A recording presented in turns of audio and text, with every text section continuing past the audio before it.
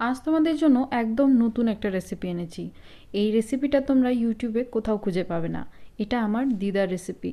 এটার নাম হলো পরিবন্দ। চলো দেখাই তোমাদের এই রেসিপিটা কি করে তৈরি করতে হবে। একটা পাত্রে নিয়ে নেব 2 কাপ পরিমাণে ময়দা। ময়দাতে দিয়ে দিচ্ছি সামান্য একটু বেকিং সোডা। বেকিং সোডাটা ময়দার মধ্যে ভালো করে মিশিয়ে দেব। 1/4 কাপ পরিমাণে ঘি আমি এখানে উষ্ণ গরম করে নিয়েছি, এটা দিয়ে দিলাম। ভালো করে ঘিটাকে ময়দার সাথে মিশিয়ে দেব।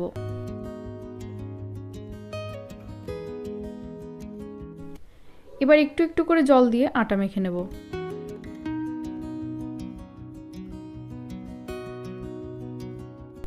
সামান্য একটু শক্ত করে আটাটা মাখবে।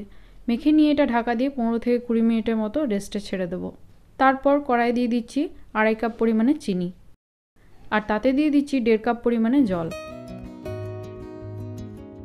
চিনিটা গলিয়ে নিয়ে চ্যাটচ্যাটা মতো শিরা তৈরি করে নেব। শিরাটার তার তৈরি করতে হবে না। চিনিটা পুরো গলে গেলে 2 মিনিটের মতো এটা ফুটিয়ে নিচ্ছি। কিছুক্ষণ ফোটানোর পর 1 চামচের মতো দুধ দিয়ে দিলাম। এমনি করে দুধ দিলে চিনিটার মধ্যে যে নোংরা গাঁতটা আছে ভেসে উঠবে।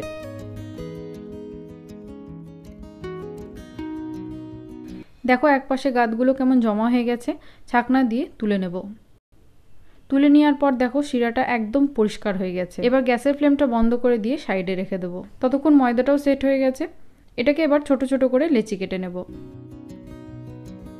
সব লেচিগুলো কেটে নিলাম। এবার একটা লেচি নিয়ে হাতের তলায় গোল করে চ্যাপ্টা করে নিলাম। ময়দা মাখিয়ে এটা পাতলা করে বেলে নেব।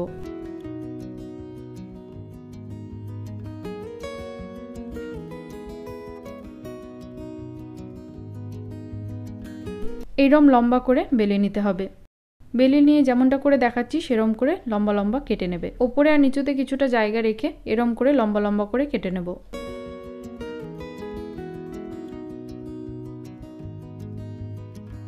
শেষ অবধি কেটে নেব। তারপর ঘুরিয়ে নিয়ে যেমনটা করে দেখাচ্ছি সেরকম করে রোল করে দেব।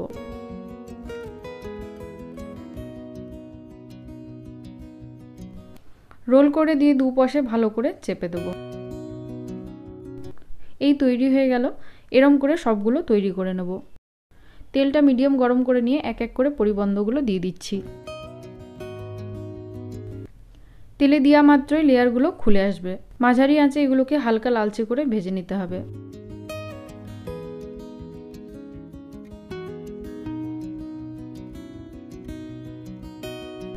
এই পর্যায় অবধি ভাজা হয়ে আসলে এগুলোকে একে একে তেল থেকে তুলে নেব।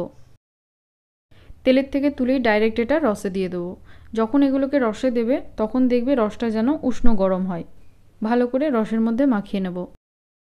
3 থেকে 4 মিনিট ভিজিয়ে এগুলোকে তুলে নিলে রেডি এই পরিবন্দ। অপূর্ব টেস্ট হয়। তোমরা একবার অবশ্যই ট্রাই করে দেখো আর কমেন্ট করে জানিও আমার এই রেসিপিটা তোমাদের কেমন লেগেছে। ধন্যবাদ।